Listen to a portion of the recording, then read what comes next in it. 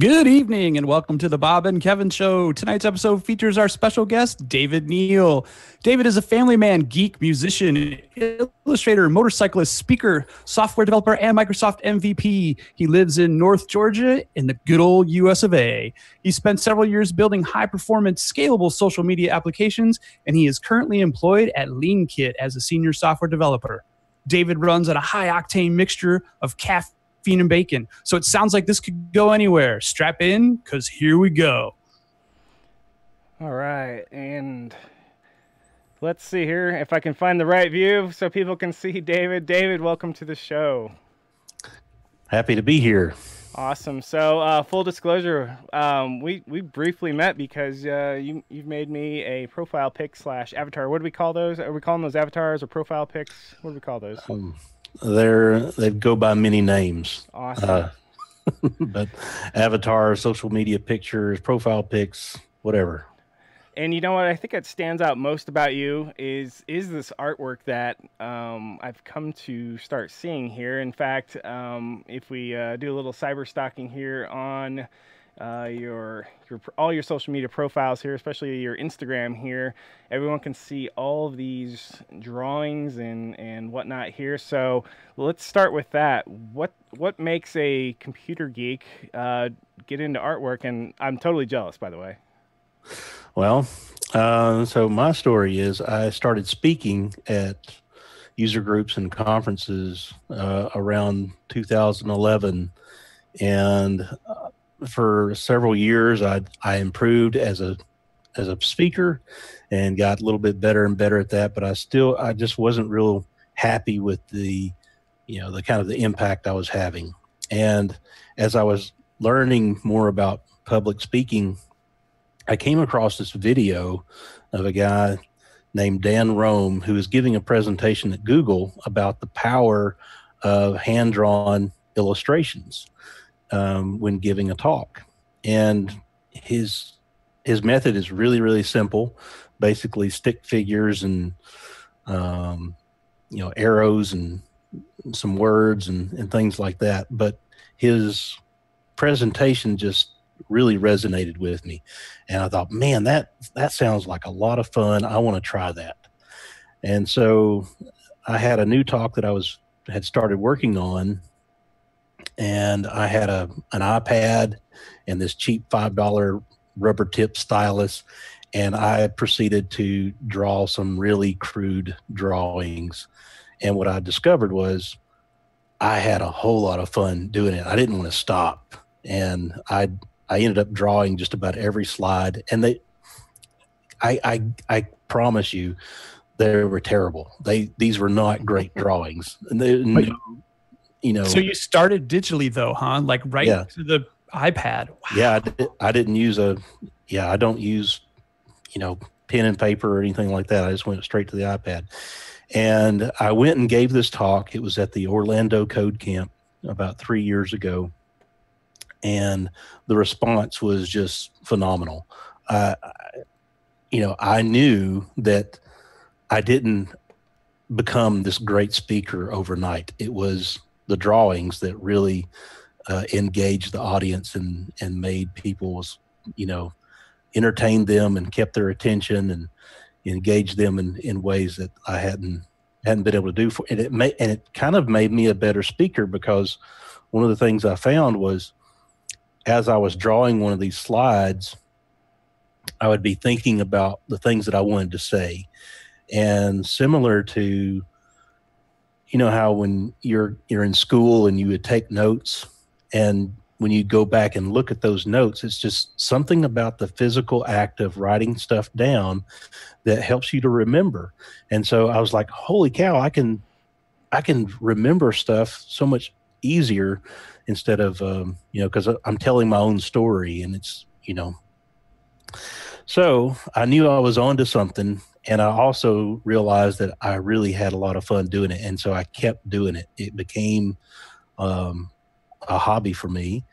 And as I got better and better at it, I started getting a little braver and branching out and doing things.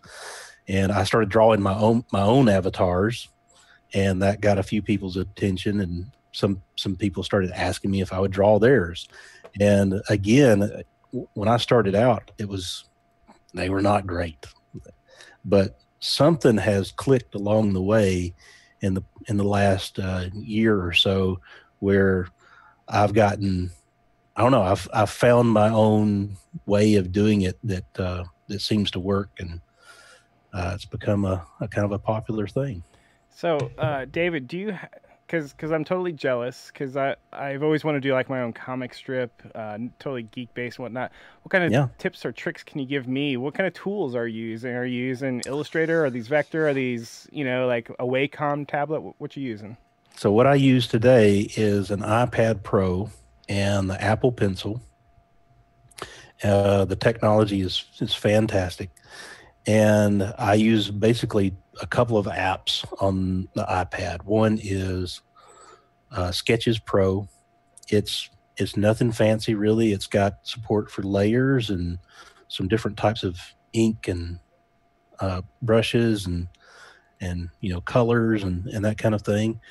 And so like all my slides that I create for presentations and most of the cartoons I create, they're all done in that app that doesn't cost very much. I think it's sometimes like $5 or $10. Something like that.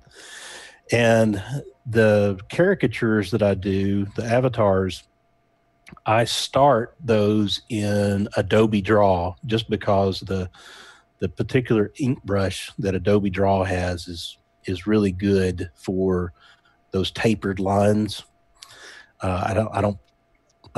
I haven't found another app that does the ink quite as good as Adobe. And so I'll start there and do the outline and the inking for a face. And then I'll import that into Sketches Pro and finish it with all the colors and detail. So is that Adobe Draw? Is that one of their mobile suite applications? Is that? Yeah, I think it's free. Yeah, that's what I thought. Wow. So you're basically the foundation of your speaking, and kind of like this hobby that brings you joy is like pretty low cost. Yeah. Well, I mean, an iPad Pro is a bit of an investment, but you can do a lot more with it than just draw. It's quite a powerful machine, but for me, once you get into the Apple ecosystem, then the apps are really cheap, usually. Comparatively, yes. All right.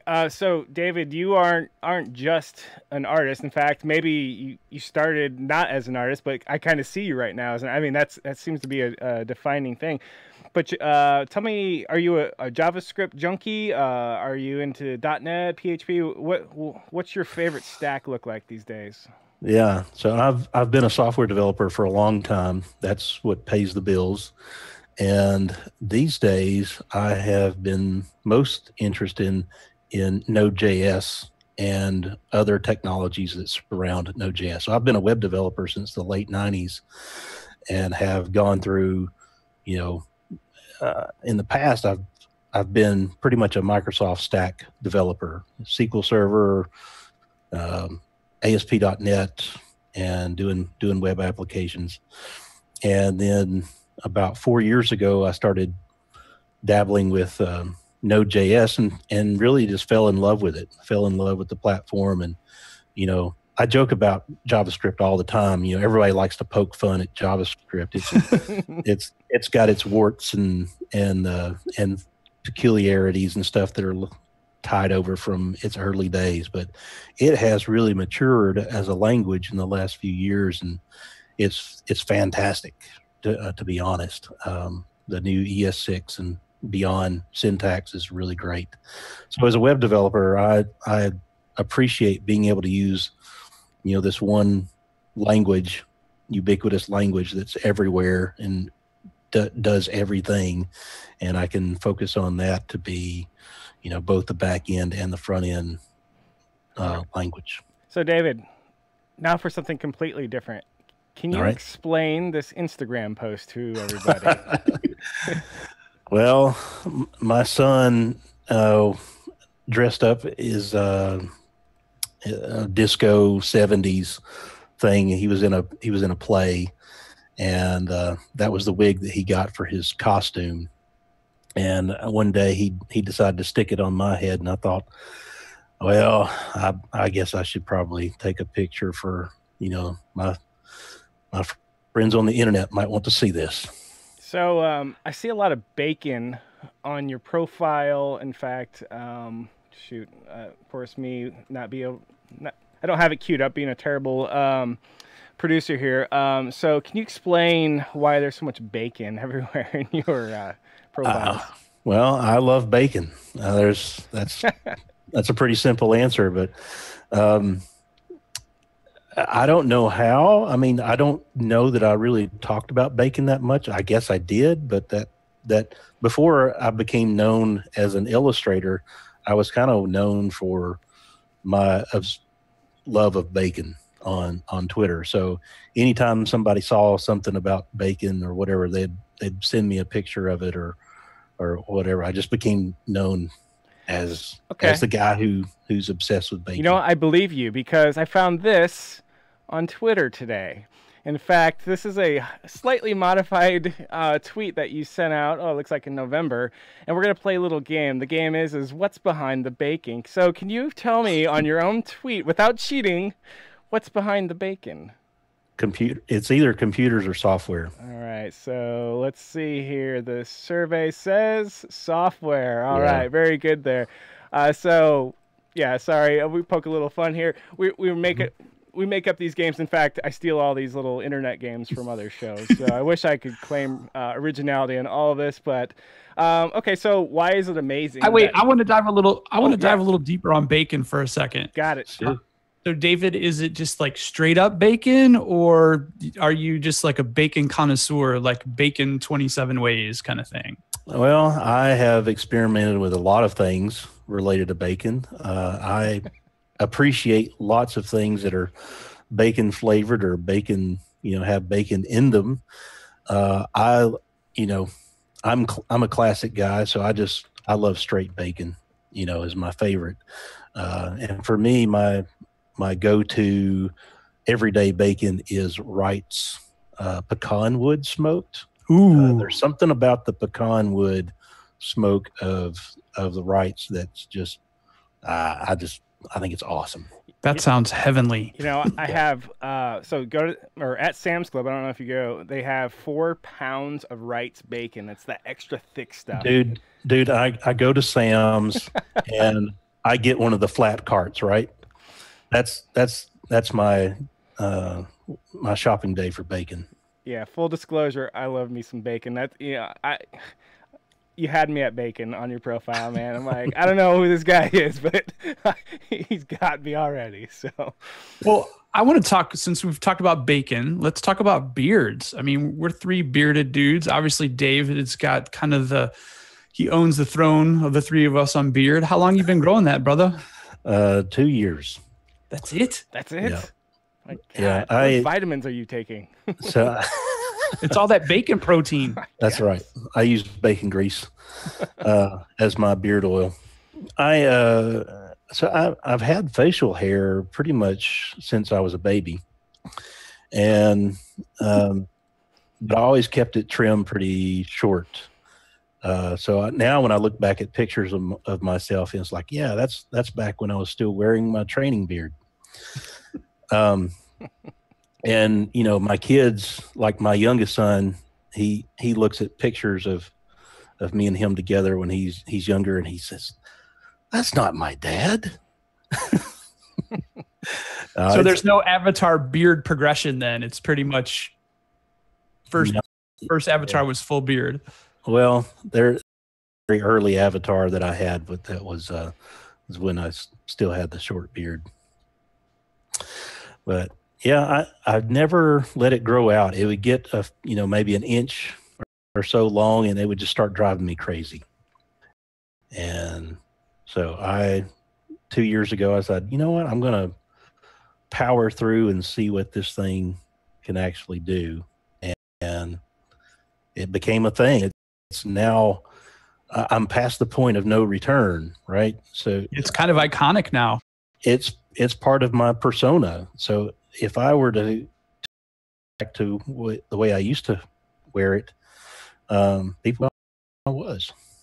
Ooh, it would destroy brand. Oh my. All right. Which, by the way, there is somebody. I gave a talk at a conference in Chattanooga, and somebody said, "Are you related to the guy who does this Hoffen pepper hot sauce?" If you look up Hoffen pepper, there's it looks like one of my drawings. It looks like, it looks almost like me on the bottle of this hot sauce. So Hoff and pepper, is that what you said? Yeah, Hoffen pepper. So, maybe if this software thing doesn't work out, I could go be a male model for this, hot sauce. Oh, that does look like one of yours. That's crazy. All right. So very nice. I'm going to awkwardly transition us to a live browser view of David's Twitter. Here looks like there's some music playing there. So I'm presuming one of these is you? I can't tell.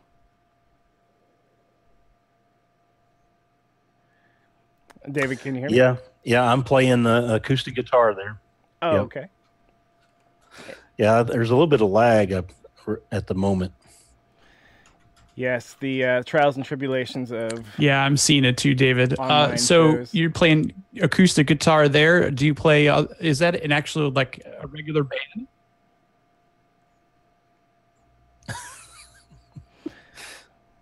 Looks like we're having a little bit again. of internet fail here. So hopefully we all catch up here. So do we have everybody back here? I'm here. I can see David. I don't know if he can see us. Yeah, I'm still here. Okay. It's yeah. Okay. So awkward. Okay. So David, are you you're playing acoustic guitar there? You said you also play bass guitar?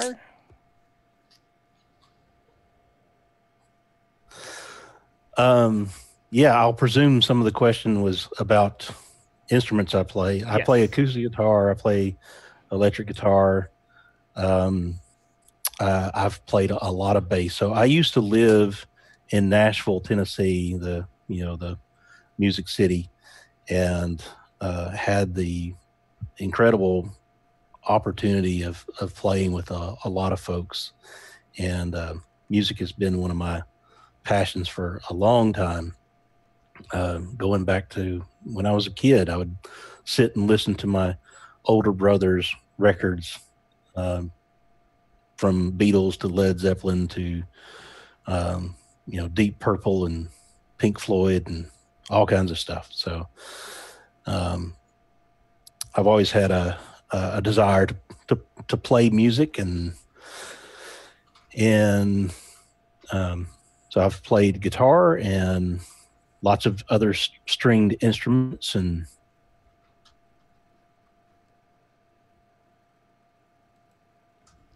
yeah, that picture that you was a men's conference that had about 10,000 people there, and it was being broadcast viewers. Oh wow! And this was over a weekend. It was a men's conference at a church outside of Atlanta. So after moving to Georgia, I got connected with a former Confederate Railroad musician. He was in a band called Confederate Railroad for 16 years, and he's a former drug addict and turned evangelist, and he goes and speaks at prisons and different events to help people overcome addictions. And it's been a really fantastic opportunity for me to get to play bass or acoustic or electric guitar for lots of different events. Wow. All right, David, we're going to transition to one thing here. I'm going to ask you a question after showing you a quick video. Okay.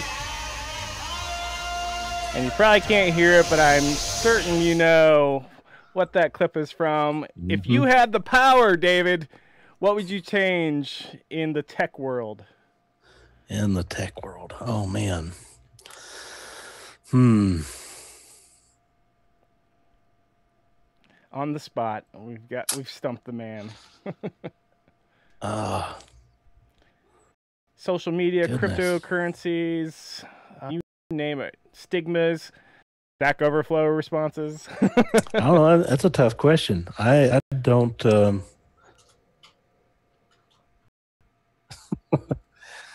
Yeah, I don't know anything about cryptocurrency. I guess if I had the power, had the power, I'd go back and buy some Bitcoin. All right, time travel. And there's your answer. Yes. Okay, David. We're gonna probably wrap up here real soon. Here, Bob, do you have any burning questions you want to ask David? I've got one, but I'm gonna defer. You know what? It was just really great to meet you, and I'd love to have you on again, just because I think there's so much that we can talk about. So Yeah. I'll let Kevin have the last question. This has been a lot of fun. I'd love to be back. Last question is what does the future hold for David Neal?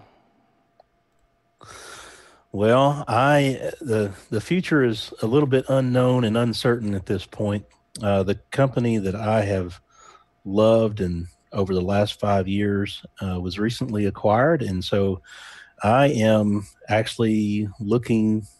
I'm transitioning out, so I am currently looking for my next adventure, and I'm really excited about the possibilities and opportunities that I've looked at so far, and I don't know yet, but my plan is to be as awesome as possible and to inspire other folks to be awesome.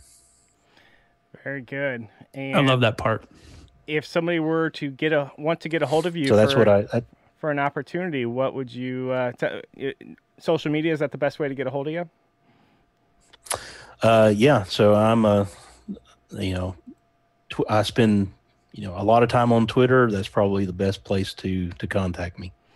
Okay, and we have a little catchphrase on the show here to end things out. But before we do so, we are going to do a shameless subscribe to this channel promotion here. And Bob and I usually point the wrong direction, but if you wouldn't mind mashing that button, it would help us out. And Bob, are you ready for your catchphrase? It's time to bring the light.